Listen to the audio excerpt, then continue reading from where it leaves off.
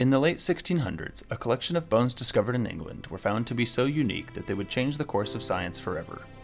Join me and add Megalosaurus, the first dinosaur, to the Stegopedia.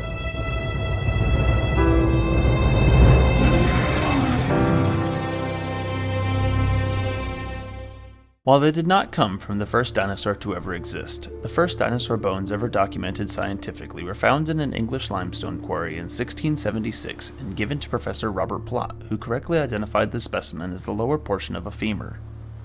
His hypothesis was that it was the fossilized remains of a war elephant brought to England by the Romans some 1600 years earlier. After comparing this specimen to elephant bones in person, Plot's eventual conclusion was that this bone was not from an elephant, but rather from a giant human being. Today, this bone is lost and cannot be verified as Megalosaurus remains, but the detailed drawing that does exist is enough to surmise that it belonged to a large Jurassic-era predatory dinosaur, and is generally considered to be the first recorded dinosaur bone.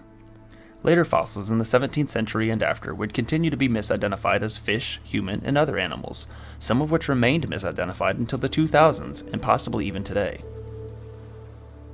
120 years later, in the 1790s, workers mining slate 40 feet underground would find a fossil so unusual it was undeniable that it belonged to a creature never before seen by any living human. After a few decades of collecting dust, this fossil of a partial jawbone and a singular tooth, along with 10 others consisting of mostly spine, rib, and leg fossils, would eventually make their way into the collection of a geologist named William Buckland, who in the early 1820s would study them with his friend and colleague William Coney Bear.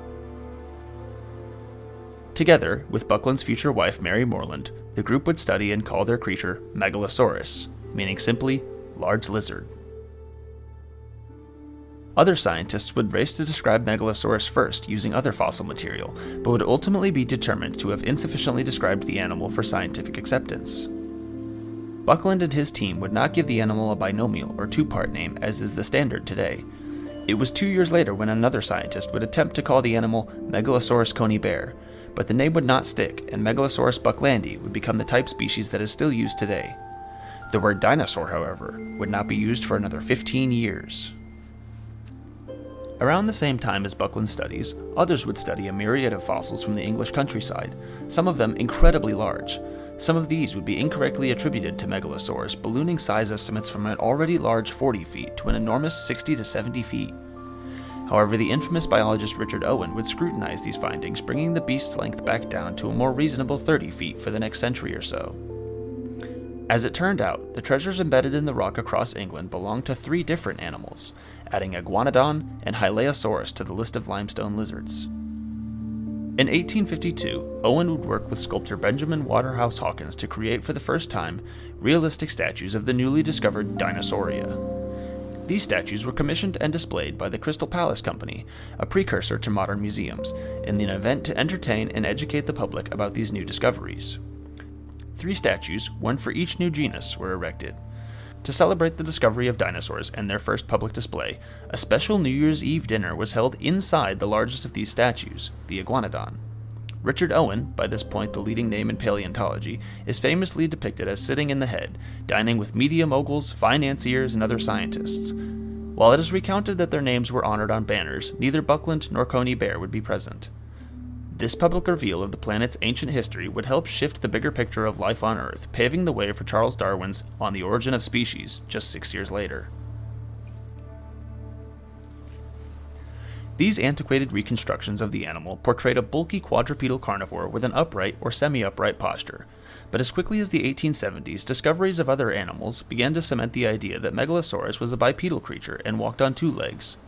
Throughout the late 1800s and early 1900s, finds remained fragmentary and research muddy as the fields of paleontology and biologic taxonomy continued to evolve.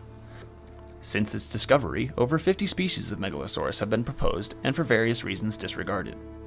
M. parkeri would be renamed Metriacanthosaurus, M. africanus would be recognized as Carcharodontosaurus, and M. dunckery would become Streptospondylus dunckery, and later Altispinax dunckery. Research in the 21st century has been more critical of the early Megalosaurus slate deposit finds, suggesting that they may have come from multiple genus of theropods, leading to an even further reduced size estimate of around 26 feet. But fossil material remains scarce and incomplete. Much of the modern image of Megalosaurus is informed by related dinosaurs such as Torvosaurus, Afrovenator, and Eustreptospondylus. But Megalosauridae remains a frustratingly poorly understood family. Many scientists choose to disregard the family entirely as a wastebasket used to classify animals that are too poorly understood to classify properly.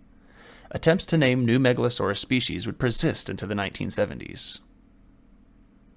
Dinosaur research in the 1960s and 70s would begin to shift the scientific view of bipedal dinosaurs to a more horizontal posture, with tails carried outstretched rather than dragging the ground, creating the familiar theropod shape we know today.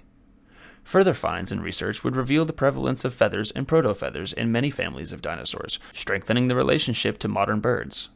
No skin or feather fossils of Megalosaurus have ever been found, leaving room for artists to choose a scaly or slightly fluffier look. But the general consensus is that Megalosaurus and its relatives were most closely related to Spinosaurids, placing both into the superfamily Megalosauroidea.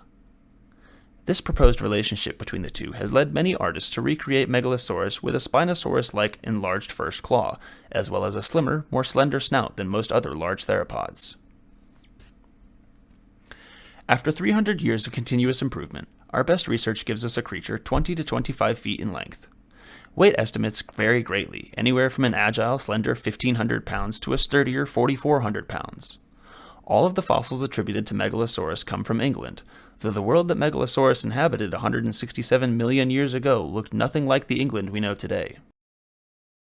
The supercontinent Pangaea was only just beginning its breakup into what would become the landmasses of Laurasia and Gondwana, leaving Megalosaurus living in a coastland environment against the eastern edge of the Tethys Ocean.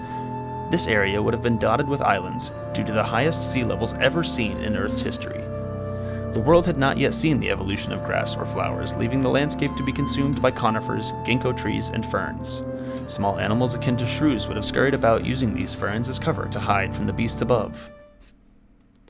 Despite the lack of anything nearing a complete skeleton, the fossils that have been found are more than enough to tell us that this was a predatory creature and certainly the apex predator of its ecosystem. Sharp teeth for tearing flesh and thick bones for stability and survivability on the hunt. In particular, its thick muscular arms. Though very little below the elbow of a Megalosaurus has ever been found, scientists can tell that these were not the vestigial nubs of a Tyrannosaurus or a Carnotaurus, but rather powerful forelimbs with a strong inference of three-fingered hands with large threatening claws like their Spinosaur relatives.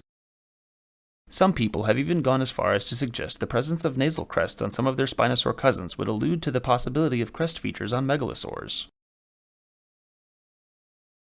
A close look at the creatures that lived alongside Megalosaurus tells a similar story of fragmentary remains and misidentification. While small pterosaurs such as Rhamphorhynchus certainly did inhabit the coastline environment, Rhamphrocephalus, a similarly incomplete specimen, was initially described as a small flying fish-eater, while it is now thought to be the remains of a crocodilian.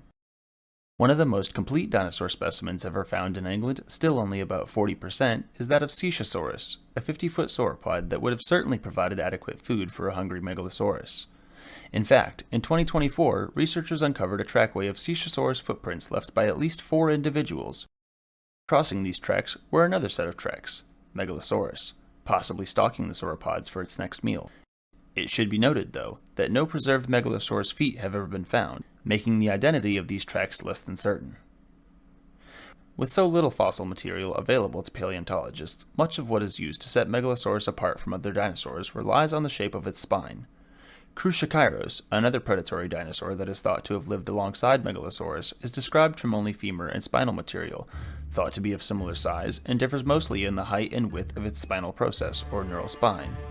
This vertical sail part of the vertebrae is lower and wider than the taller, slimmer neural spines of Megalosaurus. Taller still are the vertebral projections of Megalosaurus's closest relative, Torvosaurus, yet nothing like the prominent ridges seen on the backs of their Spinosaur cousins. It would seem almost a sad case of situational irony that the dinosaur that started it all, the one that helped build the methods of science still used hundreds of years later, would remain so fragmentary and so poorly understood. It seems almost disrespectful at times the way the name of Megalosaurus has been used as a catch-all for any fragmentary unknown dinosaur remains. In modern times, it is common for only the original jaw material to be considered definitely Megalosaurus. I personally remain hopeful that someday a more complete specimen can be found, that the beautiful skeletal recreations found in museums around the world can be confirmed and refined. Perhaps we may even experience a second renaissance of understanding for the glorious animals that once walked the earth. If you enjoyed this video, please press the like button and subscribe to the channel. What is your favorite fact about Megalosaurus?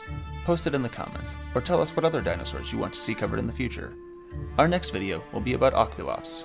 If you would like to see your art featured on the channel, send it to stegopediayt@gmail.com, and thank you for watching.